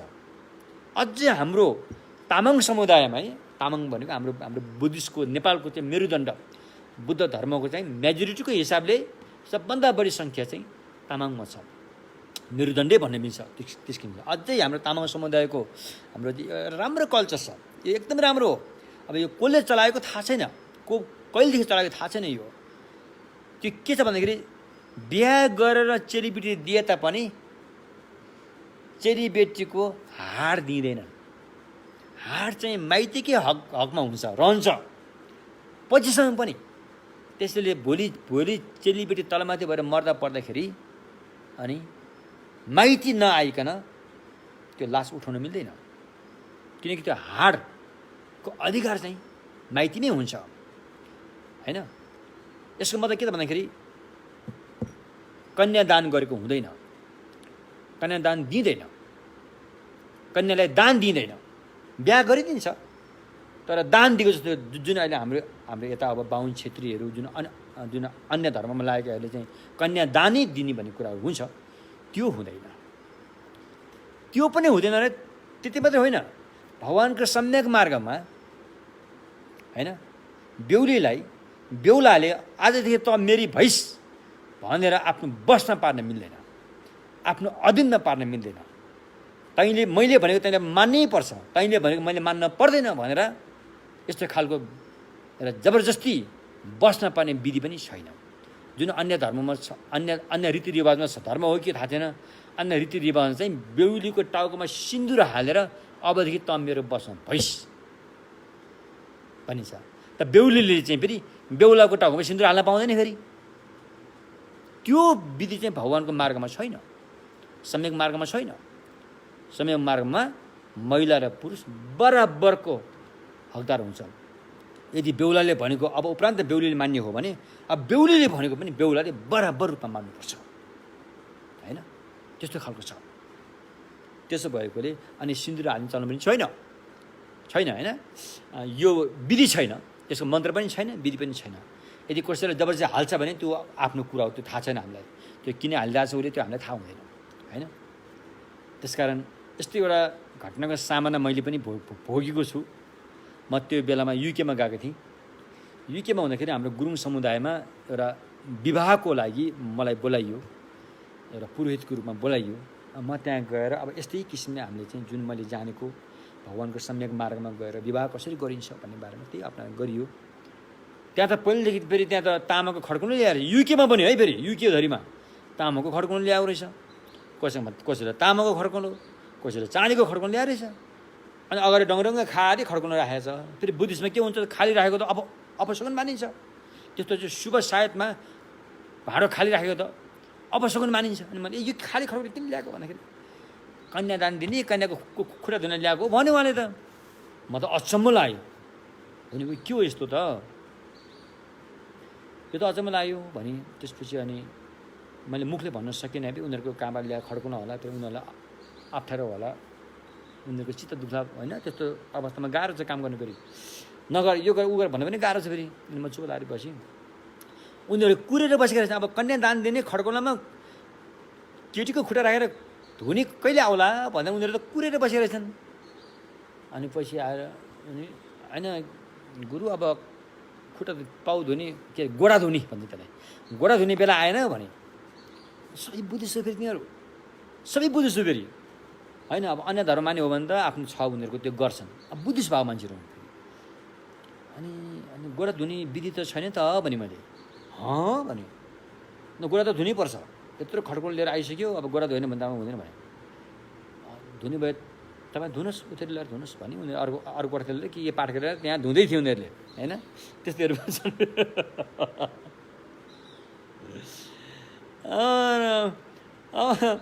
त्यसकारण अब यस्तो कुराहरू पनि छन्। त्यसकारण तर भगवान् बुद्धकै सम्यक मार्गकै विधिबाट चाहिँ अनि छोरीको गोडा धोएर अनि कन्यादान भन्ने यसरी दिने त्यो विधि छैन। अनि फेरि त्यसपछि अनि सिन्दुर हालेर अब त चाहिँ मेरो बसमा बैस भनेर त्यो केटी मान्छेलाई केटाले त चाहिँ मेरो बसमा बैस, मैले शिरमा सिन्दुर हालिसकेँ, अब त चाहिँ यताउता हुनेवाला छैन भने भन्छ। राम्रो हो त्यो। त्यो अधिकार त केटीले पनि पाउनु पऱ्यो नि। केटीले पनि अब केटाको टाउकोमा सिन्दुर हाल्यो अथवा केही त हाल्नु पऱ्यो नि त्यहाँ, अथवा के गरेर हुन्छ उसलाई पनि त एउटा त अबदेखि मेरो बसमा भइस, तैँले अब यताउता गर्न पाउँदैछ भन्ने अधिकार त केटीको पनि हुनु पऱ्यो नि। त्यो चाहिँ छैन फेरि, केटामा मात्रै हुन्छ फेरि। त्यस्तो खालको कुरा चाहिँ भगवान्को सम्यक मार्गमा अवसर दिँदैन, त्यस्तो कुरालाई अवसर दिँदैन। त्यसैले बरु त्यो सिन्दुर हाल्न पनि छोडिदिन्छ। त्यो सिन्दुर हाल्न जरुरी छैन, बच्चामा छोडिदिन्छ। हो त्यस्तो हो। त्यस कारण यो कुराहरू हामी सबैले बुझ्नु जरुरी छ, होइन? कतिपय ठाउँमा यस्तो कुराहरू गरेको पनि पाइन्छ बुद्धिस्ट हुँदाहुँदै पनि। अब अहिले आएर अब यो चाहिँ अब हाम्रो बुद्धिस्ट भएकोहरूलाई खासै त्यति महत्त्व रहँदैन। अब पहिला अब अन्य धर्ममा थिए, हिन्दू धर्म आदिमा थिए, पछि उनीहरू बुद्धिस्ट भएर आयो भने उनीहरूलाई चाहिँ एकदम गाह्रो हुन्छ। यो कुराहरू अलिक गाह्रै हुँदो रहेछ। यो कुराहरू त्यो परिवारलाई सम्झाउन बुझाउन चाहिँ धेरै गाह्रो हुँदो रहेछ। किनभने यो उनीहरू धेरै पहिलेदेखि यो काम गर्दै आइरहेका छन्। यो काममा एकदमै उनीहरू बानी परिसकेकोले यो कामबाट छुटकारा दिलाउनु चाहिँ धेरै गाह्रो हुँदो रहेछ, धेरै गाह्रो हुँदो रहेछ, होइन?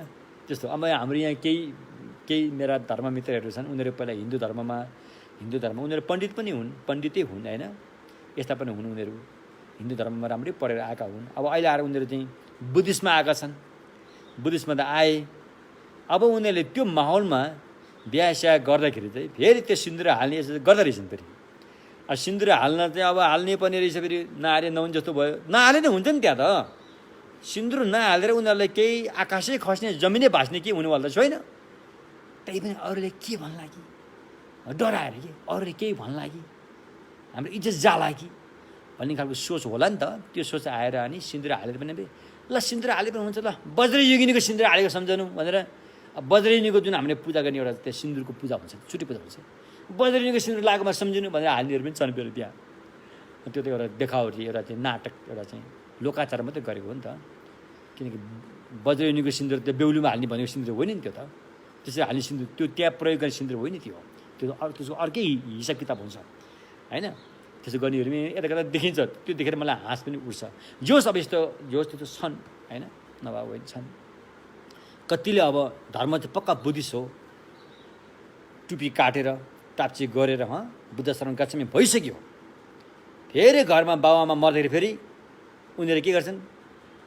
अब त्यही हो, अरूले के भन्लान् कि आफ्नो इज्जत जाला कि, होइन भन्ने खालको सोच होला नि। त्यसले गर्दा फेरि गएर चाहिँ पशुपतिमा जाने, गएर चाहिँ कपाल खौरिने, किरिए 13 दिने किरिए बस्ने समय छन्। फेरि उनीहरू घरमा त आएर फेरि साधना गर्छन्। फेरि पुरै लत्तर साधना भने हे वज्रको साधना माथिको, वज्रयानको माथिको साधना पनि गर्छन् फेरि। तर त्यो चिज त्याग्न चाहिँ गाह्रो हुँदो रहेछ फेरि, होइन? त्यस्ताहरू पनि छन्, होइन? अब गाह्रो भएर त त्यो छोड्न नसक्यो होला। कतिले त फेरि यस्ता पनि गर्दा होलान्।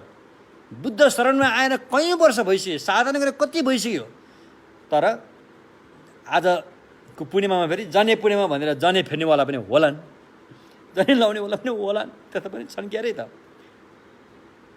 तर भगवान्को सम्यक मार्गमा यी सारा कामहरूलाई जुन अहिले मैले भने नि, यिनीहरूलाई चाहिँ के भनिन्छ त? शीलव्रत परामर्श भनिन्छ। छुल्ठिन्न तु सुशोकी जिम्बा। यो भव संसारमा बाँध्ने 10 संयोजन मध्ये एउटा संयोजनमा पर्छ। बुझ्नु भने के? यो शीलव्रत परामर्शमा पर्छ।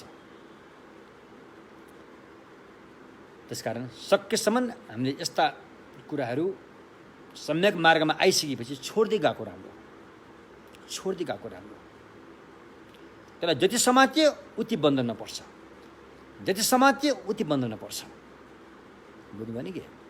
त्यसैले यदि सम्यक मार्गबाट बाहिर हो भने त्यो आफ्नो रीतिरिवाज छ, आफ्नो चलन छ त्यहाँ, होइन? त्यसलाई हामीले सम्मान दिनुपर्छ। अरूको रीतिरिवाज चलनलाई हामीले धिक्कार्नु हुँदैन, होइन? त्यसलाई हामीले घृणा गरेर उनीहरू छोड्नुवाला त छैन। घृणा गरेर, अपमान गरेर दुश्मनी बनाउनु भन्दा त हो राम्रो भनेरै स्वीकार्दिएको राम्रो होला, त्यसमै भलो होला। तर सम्यक मार्गमा आइसकेपछि फेरि, सम्यक मार्गमा आएर कयौँ वर्ष बिताइसकेको मान्छेले यस्तो कुरा छोड्न नसक्नु चाहिँ उचित होइन, उचित होइन। म पनि अन्य धर्मबाट भगवान्को धर्ममा आएको हो। के त अनि मैले जनै लाउने हो त, आज जनै फेर्नु पऱ्यो त? म पनि एउटा ब्राह्मण हो के अरे, होइन? के त अनि मेरो आमा बित्यो भनेर म 13 दिन किरी बस्नु पऱ्यो त? बस्नुपर्ने हो त?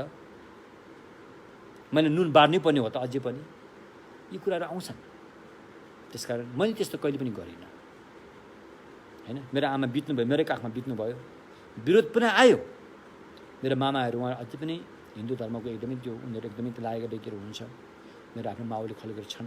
मेरो आफन्त, मेरो आफ्नै परिवारको पनि अधिकांश उनीहरू त सम्यक धर्ममा आएका छैनन्। तर उहाँहरूको अप्ठ्यारो भनाइलाई खपेर भए पनि मेरो लागि उहाँहरू भन्दा मेरो लागि भगवान् बुद्ध ठुलो हो।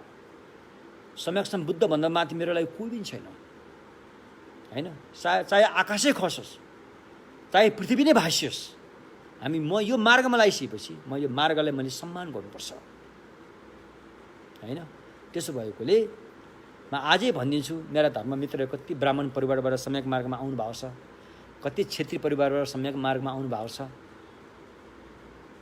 सुरुमा त अब त्यस्तो हुनसक्छ।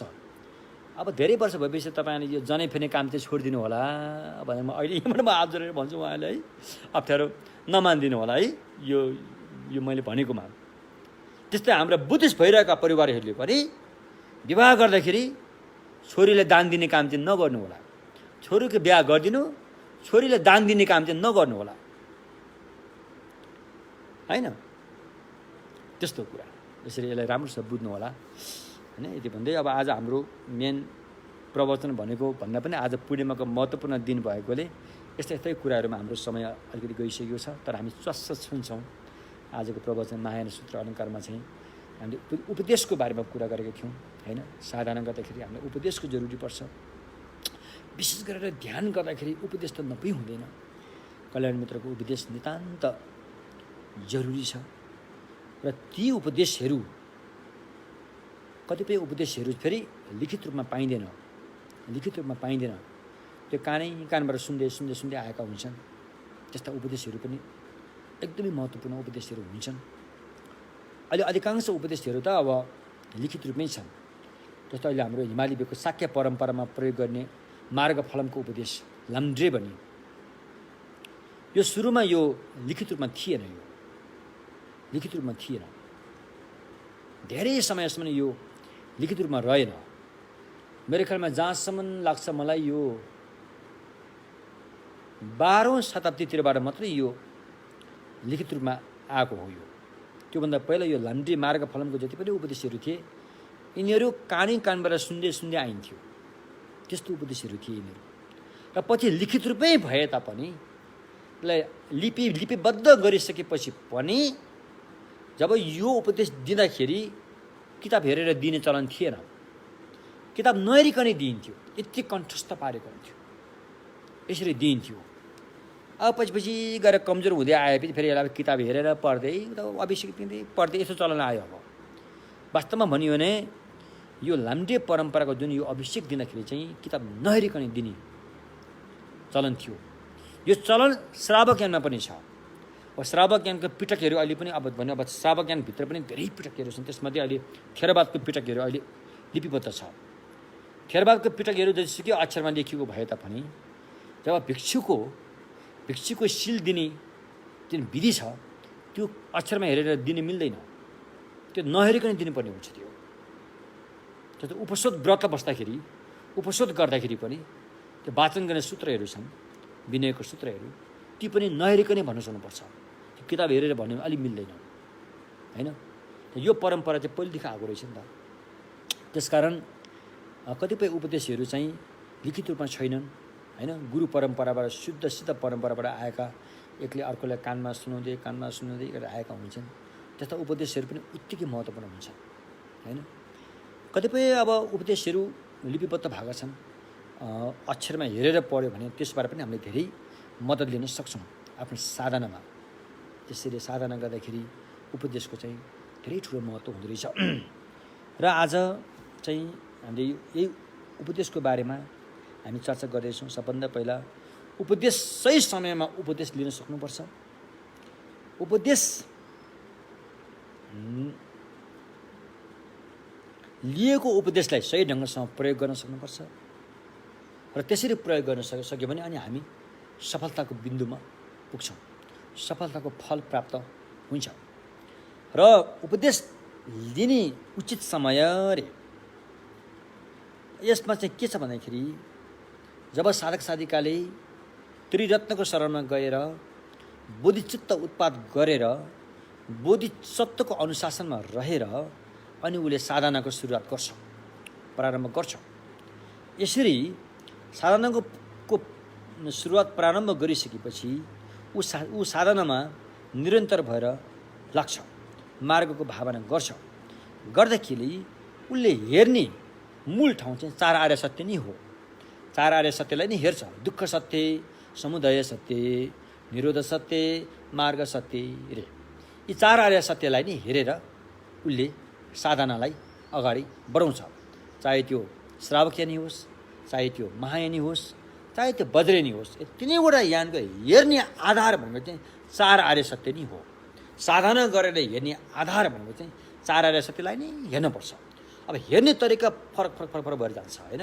अभ्यासको लेभल खुड्किला भएर जान्छ, माथि जान्छ, त्यसरी हेरिन्छ। तर हेर्ने ठाउँ चाहिँ चार आर्य सत्य नै हो हैन।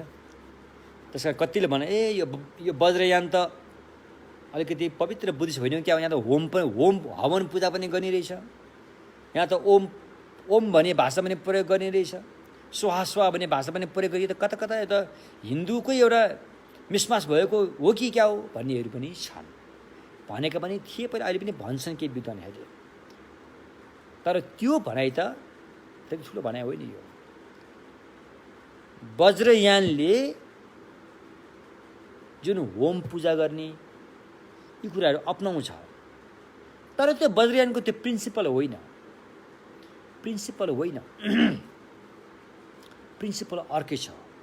त्यो त उपाय कौशलको लागि अपनाएको हो। जसरी एउटा चाहिँ थेरवादी भिक्षुले बिरामी भएपछि अनि होइन हस्पिटलमा गएर अनि एउटा दबाई अपनाउँछ हैन। जुन त्यो दबाई थेरवादको त्रिपिटकमा उल्लेख नभएको भए तापनि अहिले रोग निको पार्नलाई त्यो दबाई अपनाउन विवश हुन्छ। जसरी एउटा महायानको व्यक्ति पनि डाक्टरमा गएर त्यो दबाई अपनाउन विवश हुन्छ, जसरी एउटा वज्रयानको साधक पनि त्यही डाक्टरमा गएर त्यो दबाई अपनाउन विवश हुन्छ। जुन त्यो दबाईको बारेमा आफ्नो साधना पुस्तकहरूमा उल्लेख गरेको छैन, तर पनि त्यो दबाई अपनाइन्छ। हो यो पारा पनि त्यही हो हैन। वज्रयानमा पनि कहिलेकाहीँ गणेशलाई पनि अपनाएर त्यहाँ काम चलाएको हुन्छ, सरस्वतीलाई पनि अपनाएर त्यहाँ काम चलाएको हुन्छ, महाकालहरूलाई पनि अपनाएर त्यहाँ काम चलाएको हुन्छ। हिन्दू धर्ममा पनि गणेशलाई पनि अपनाइन्छ, सरस्वती पनि अपनाइन्छ, महाकाल पनि अपनाइन्छ। फरक के भयो त? हिन्दू धर्ममा गणेशलाई एउटा ईश्वरको रूप हैन, एउटा सर्वशक्तिमानको रूपमा अपनाएर पहिलो पूजा गणेशलाई गरिन्छ र अनि गणेशको शरणमा पनि गइन्छ। तर यता वज्रयानमा चाहिँ गणेशलाई अपनाइन्छ, भगवानको रूपमा अपनाइँदैन र काम चलाउको हिसाबले अपनाइन्छ। गणेशसँग धेरै धन सम्पत्ति छ, शक्ति छ। ती शक्तिहरूलाई चाहिँ सही ठाउँमा सदुपयोग गर्न सक्यो भने प्राणीको हित हुन्छ, प्राणीको उद्धार हुन्छ। चाहे गणेशको ठाउँमा अर्को कोही थियो भने त्यसलाई पनि अपनाउँछ, यदि त्यसको ठाउँमा अर्को कोही थियो भने त्यसलाई पनि अपनाउँछ। आखिरमा गर्ने त प्राणीको हित गर्ने हो। त्योबाट प्राणीको हित हुन्छ भने किन नअपनाउने? र डाक्टर सिपालु छ, उसले दिएको दबाई खाएर निको हुन्छ भने त्यो डाक्टरकोमा किन नजाने? चाहे त्यो मुस्लिमै होस्, चाहे त्यो क्रिस्चियनै होस्, चाहे त्यो हिन्दू नै होस्, चाहे त्यो बुद्धिस्ट नै होस्, चाहे त आस्तिक नै होस्, चाहे त नास्तिक नै होस्, हामी त्योसँग केही सरोकार छैन। ऊबाट आउने सद्गुण के छ? सद्गुणको चाहिँ सरोकार छ त्यहाँ, न कि व्यक्तिको, न कि उसको धर्मको, न कि उसको के हो, त्योसँग केही सरोकार हुँदैन।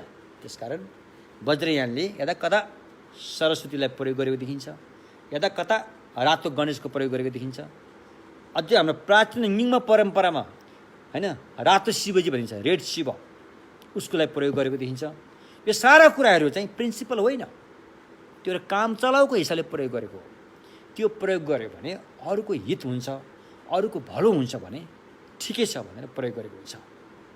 त्यसकारण तपाईँले त्यो फर्पीमा गएर हेर्नुहोस्, त्यहाँ एकजना कल्याण मित्रको एउटा चाहिँ आश्रम छ। त्यो कल्याण मित्र अहिले बितिसक्नु भएको छ, उहाँको नाम झ्याटल रिम्बुछे भनिन्छ, उहाँ बितिसक्नु भएको छ। उहाँले पनि कतिपय ठाउँमा त्यहाँ शिवलिङ्गहरू त्यहाँ राखेको देखिन्छ, शिवलिङ्गहरू राखेर त्यहाँ प्रयोग गरेको देखिन्छ। यो प्रयोग पनि यसरी नै प्रयोग गरेको हो होइन, यसरी नै प्रयोग गरेको हो, न कि उहाँलाई चाहिँ एउटा चाहिँ शरण नजाने ढङ्गले एउटा चाहिँ भगवानमा यसरी प्रयोग गरेको होइन, यसरी प्रयोग गरेको छ। वज्रयानले प्रयोग गरेको। अनि होम गर्ने कारण पनि त्यसै हो, उपायको लागि मात्रै हो होइन। होम गर्ने वज्रयानको प्रिन्सिपल होइन। वज्रयानको प्रिन्सिपल भनेको त के हो त भन्दाखेरि ध्यान, समथा र विपसना हो। त्यसमध्ये पनि विपसना नै प्रिन्सिपल हो। यो त तन्त्रमा स्पष्टै छ, स्पष्टै छ। त्यसकारण प्रिन्सिपल के हो त्यसलाई नहेरिकन झिनामिना कुरालाई लिएर गएर अनि ल यसले यो मान्यो, यो त यो लाग्यो भनेर भन्नु चाहिँ त्यो चाहिँ बुद्धिमत्ता हुँदैन। अलिकति बुद्धिमान, अलिकति युक्तिसङ्गतलाई अनुसरण गर्ने व्यक्ति हो भने त्यो त्यति उचित मानिँदैन। यदि हिन्दूले गरेको काम हामीले सबैले छोड्ने हो भने हिन्दूले पनि केही शील पालन गर्छन् अनि हामीले शील पालन गर्ने छोड्ने होइन।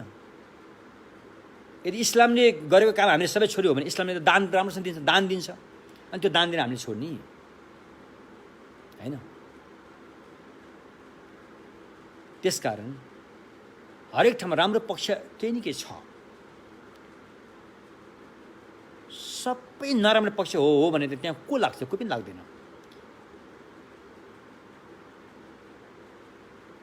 गधाको मासु तब बिक्री हुन्छ जबकि त्यहाँ मृगको पुच्छर राखिन्छ।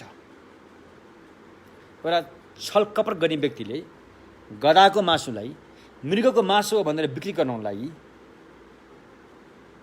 तबसम्म बिक्री हुँदैन जबसम्म त्यहाँ मृगको पुच्छर राखिन्न। जब त्यो गधाको मासुमा मृगको पुच्छर राखेपछि मान्छेले धम्माधम किन्न थाल्छन्। कुनै पनि कुरा मान्छेले अपनाउनलाई त्यहाँ के राम्रो पक्ष भएको देख्नुपर्छ, अनि त्यसो भ्रममा परे उसले अपनाउने हो।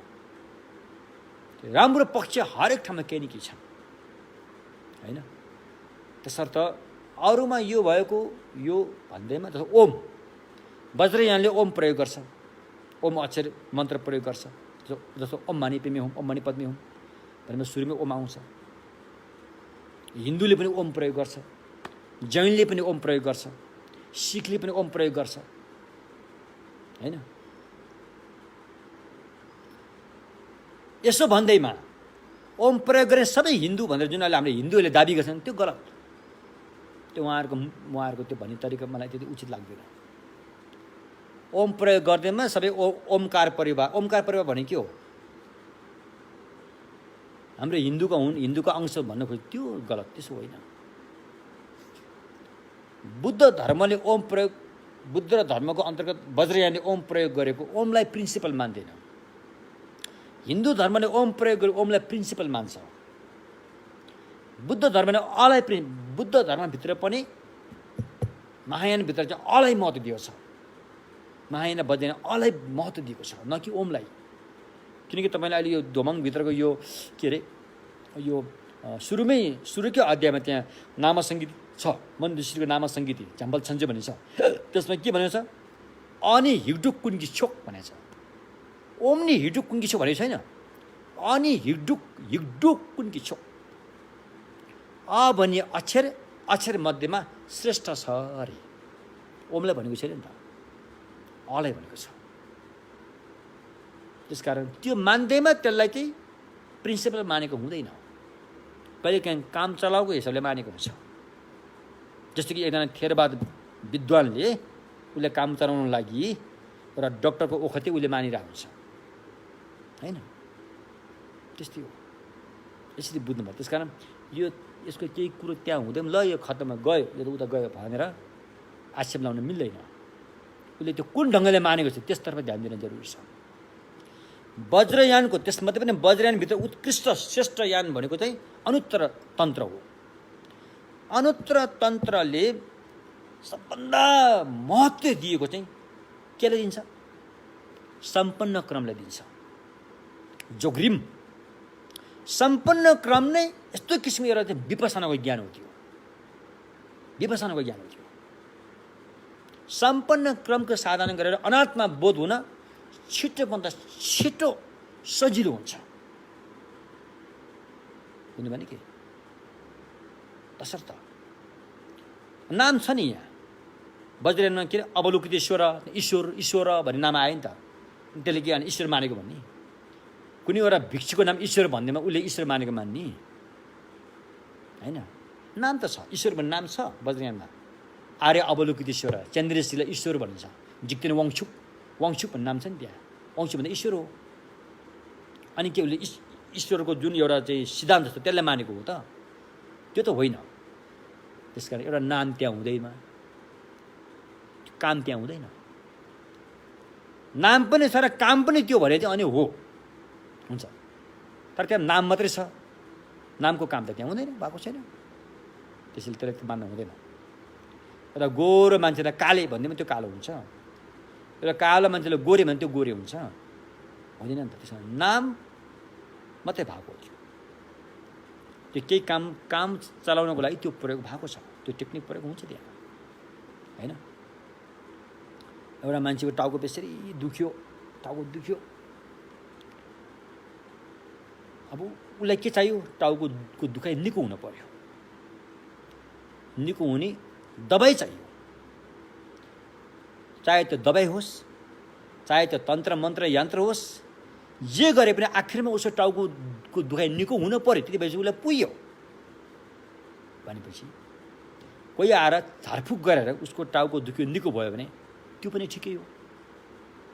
त्यसलाई तपाईँले औँलो उठाउन मिल्दैन। ए तेरो टाउको को दुखाइ निको भएको यस्तो झारफुकले हुँदैन, यसले उता हटा, दबाई नै खाएर निको होस् भनेर उसले चाहिँ झारफुक गरेर निको भएकोलाई फेरि त्यसलाई त्यो टाउको दुखाइलाई फेरि फिर्ता ल्याएर टाउको दुखाएर फेरि उसलाई त्यो क्याप्सुल ट्याब्लेट खुवाउनु यो त मूर्खाइ नै हुन्छ। फेरि अर्कोलाई आएर उसलाई त्यो क्याप्सुल ट्याब्लेट खुवाएर टाउको दुखेको निको भइसक्यो, ए यो हुँदैन त उता फर्काइयो। तर झारफुक गरेरै निको हुन्छ भने फेरि झाँक्री साङ्ग्री अथवा को ल्याएर झारफुक गराउने त्यो पनि मूर्खाइ नै हुन्छ। आखिरमा टाउको दुखाइ निको हुन पर्ने हो जसरी भए पनि, कुरो त्यो हो। तसर्थ यी कुराहरू बुझेर हामीले यता कता मन्त्रहरू तन्त्रहरू यन्त्रहरूको फाटाफुट कुराहरू मिल्दोजुल्दो देख्दैमा सारा कुराहरू त्यसमै घान हाल्न चाहिँ त्यो उचित होइन। त्यसले बुद्धिमत्ता देखिँदैन अरे। त्यसैले अनि उपदेशहरू धेरै हुन्छन्। विभिन्न उपाय कौशलहरूलाई अपनाएर उपदेश दिइन्छ र शिष्य साधक साधिका जसले ध्यान गर्दैछ उसको मेन्टल एटिच्युड के हो हैन, चित्तको अवस्था कस्तो छ, त्यो सबै कुरालाई अपनाएर उपदेश दिइन्छ। कतिपय उपदेशहरू पुस्तकमा पाइँदैनन्, त्यसलाई छुट्टै ढङ्गले दिनु पनि जरुरी छ हैन। तसर्थ यी उपदेशहरू चाहिँ क्रमशः आउनेछन् हैन। अब अनि जब बोधिसत्वले जब साधक साधिकाले चार आर्य सत्यलाई मूल आधार बनाएर यो मार्गमा साधना गर्न जुटेको हुन्छ। यसरी जुट्दाखेरि उसले गरेको पुण्य कर्मलाई के भनिन्छ? अनि यसरी जुटेपछि उसले गरेको पुण्य कर्मलाई चाहिँ थार्पा छ्याथुन रे, यो भाषा छ फेरि यहाँ हैन। थार्पा छ्याथुन, सोनम छ्याथुन, थार्पा छ्याथुन, मेजे छ्याथुन अनि छ्याथुन तीनटा प्रयोग भएको छ। सोनम छ्याथुन भनेको चाहिँ अहिले हामीले गरेको सामान्य व्यक्तिले गरेको पुण्य कर्म, जुन पुण्य कर्मलाई जुन अहिले हामीले यतिकै व्रत बस्छन् नि, केही सिल पनि लिएको हुँदैन, यतिकै व्रत बस्छ। आज हामी व्रत बस्छौँ, जस्तो अब हाम्रो दिदीबहिनीहरू त तिजको व्रत बस्छन्, आज हामी व्रत बस्छ, हामी खाँदैनौँ, खाँदैनौँ, व्रत बस्ने, यतिकै बस्छन् नि। अनि कति हामी त पाप कर्म गर्दैनौँ, हामी प्राणी हत्या गर्दैनौँ, हामी माछा मासु खाँदैनौँ, हामी यतिकै हामी धर्मात्मा हौँ भनेर यतिकै बस्छन् नि, त्यसरी बस्ने पनि छन्। यसरी गरेको पुण्य कर्मलाई चाहिँ के भनिन्छ? सोनम छ्याथुन भनिन्छ। सोनम छ्याथुन भनेको चाहिँ पुण्य भाग्य भनिन्छ। यस्तो खालको पुण्य कर्म चाहिँ कस्तो हुन्छ भन्दाखेरि चाहिँ बार नबेरेको, पर्खाल नलगाएको खेतीबारी जस्तो हुन्छ अरे। त्यो खतरा हुन्छ, कुनै पनि बेला साँडे आएर त्यसलाई नष्ट पार्न सक्छ, किनकि बार त छैन। यतिकै गरेको पुण्य कर्मलाई चाहिँ के भनिन्छ? सोनम छ्याथुन। अनि भोलि गएर रिस आयो भने यो पुण्य कर्म खत्तम हुनु पनि सक्छ। हो त्यो। अब यहाँ थार्पा छ्याथुन भने आयो, मोक्ष भाग्य। मोक्ष भाग्यको पुण्य कर्म चाहिँ कस्तो हुन्छ भने त्यसमा बार लाग्यो भने फेरि त्यो पक्का हुन्छ होइन। त्यो बार कसरी लगाइन्छ भन्दाखेरि तपाईँले गरेको जति पनि साधना अभ्यास पुण्य कर्म छन् त्यसलाई परिनामना गरेर पक्का ठाउँमा लगेर थानको लगाइन्छ। र थानको लगाउने काम चाहिँ मोवा, पुण्य परिनामनाबाट थानको लगाइन्छ। अन्त पुण्य परिनामना पनि पक्का त्रिकुटी परिशुद्ध भएर, खोर्सुम मिमिक्पै मोवा त्रिकुटी परिशुद्ध भएर नै यसलाई पक्का पक्की गरिन्छ। यसरी पक्का पक्की गरेको पुण्यलाई चाहिँ के भनिन्छ? मोक्ष भाग्य। पक्का पक्की गरिसकेपछि भोलि रिस आयो भने पनि यो पुण्यलाई उसले हानि पुर्याउन सक्दैन, त्यो रिसले नोक्सान पुर्याउन सक्दैन अरे। यस्तो पुण्य कर्मलाई चाहिँ मोक्ष भाग्य भनिन्छ होइन। थार्पा छ्याथुन हो यो। यस्तो किसिमले अनि साधक साधिकाले यो कुरा पुरै भलिभान्ति जान्दछ। उसले भलिभान्ति जाने एकदाना ओम मने पद्मे हुम भनेको पुण्य कर्मलाई पनि उसले चाहिँ मोक्ष भाग्यभित्र राख्छ। भगवान्लाई एउटा कटोराभरि पानी चढाएको भलै त्यो थोरै पुण्य होला, त्यसलाई पनि मोक्ष भाग्यमा राख्छ। एकपल्ट बुद्धम शरणमा गच्छामि, धर्मसँग गच्छामि भनेर ढोक गरेको पुण्यलाई पनि मोक्ष भाग्यमा तान्छ उसले। यसो गरेर त्यो उपायद्वारा चाहिँ पुण्यलाई चाहिँ बलियो सुरक्षित बनाउँदै लान्छ अरे। यसरी बलियो सुरक्षित बनाउन लगेको पुण्य कर्म चाहिँ शक्तिशाली हुन्छ, एकदम शक्तिशाली हुन्छ। त्यो शक्तिशाली भएपछि अनि त्यो पुण्य कर्म जब पुण्य चाहिँ मोक्ष भाग्यमा पुग्छ तब त्यसलाई चाहिँ के भनिन्छ? सम्भार मार्ग भनिन्छ। सम्भार मार्ग भनिन्छ। बुझ्नु भने के? सम्भार मार्ग र सम्भारमा फरक हुन्छ। बुझ्नुभयो? सम्भार मार्ग, सम्भार चाहिँ कुनै एउटा मार्ग हुनुपर्छ, त सम्भार मार्ग चाहिँ सम्भार नहुनु पनि सक्छ। छोक, अब हामीले खाने प्रसादलाई पनि छोक भन्छन् क्या अरे, त्यसलाई पनि छोक भन्छन्। अब यो छोक चाहिँ डङ्गुर थुप्रो, पुण्यको राशि थुप्रो भनेको हो नि त। यो सम्भार हुनको लागि चाहिँ त्यो पारमितासँग सम्बन्ध हुनुपर्छ, पारमीसँग सम्बन्ध हुनुपर्छ। भोलि गएर बुद्धत्वमै पुर्याउने खालको पुण्यहरूलाई मात्रै सम्भार भनिन्छ, अरूलाई पुण्य मात्रै भनिन्छ, सम्भार भनिँदैन। सम्यकसम बुद्धत्वमै पुर्याउन सक्ने खालको ढाँचा भएको पुण्यलाई मात्रै सम्भार भनिन्छ। त्यो ज्ञानलाई मात्रै सम्भार भनिन्छ। त्यहाँ पुर्याउन नसक्ने अरू ज्ञान, अरू पुण्यलाई चाहिँ पुण्य ज्ञान मात्रै भनिन्छ, सम्भार भनिँदैन। तसर्थ एवं प्रकारले यसरी मोक्ष भाग्यमा रहेर साधना गरेको साधक साधिकाले गरेको पुण्य कर्म ज्ञानको राशिले चाहिँ उसलाई बिस्तारै सम्भार मार्गको खुड्किला हुँदै अनि त्यहाँबाट कहाँ लान्छ? प्रयोग मार्गमा लान्छ। फेरि यताउता जाँदैन, प्रयोग मार्गमा लान्छ उसले। बुझ्नु भने के? अनि प्रयोग मार्गमा ल्याइसकेपछि सम्भार मार्गमा उसले धेरै कुरो पाइसकेको हुन्छ, धेरै सद्गुणहरू होइन, समथ ध्यानहरू, विपस्सा ध्यानहरूको धेरै सद्गुणहरू उसले चाहिँ सम्भार मार्गमा नै तम तयारका साथ तयारी भइसकेको हुन्छ। अनि प्रयोग मार्गमा ऊ सर्लक्कै त्यहाँ उत्रिन्छ। प्रयोग मार्गमा पुगेपछि त्यहाँ चाहिँ वचन र शरीरको काम धेरै हुँदैन, त्यहाँ त ध्यानको काम बढी हुन्छ नि।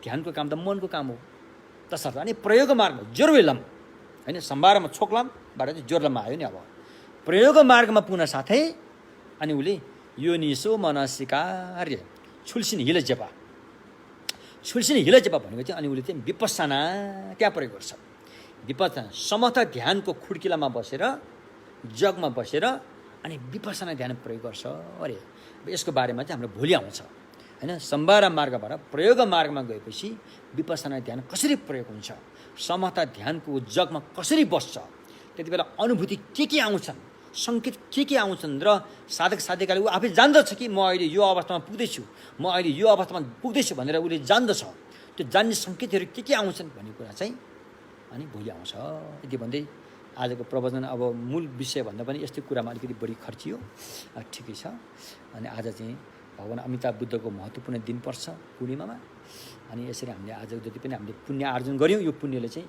हाम्रो पनि भविष्य हाम्रो जन्म पनि सुखावती भुवन होस् भन्ने आशयको साथमा अनि हामी पुण्य परिणाम गरौँ सोनम दिय थम्जे सिप थुम्ने पे डना फम्जे के गा नाछि बलौं ठुबा सिपे छोले डो आन्दोलन गरिसु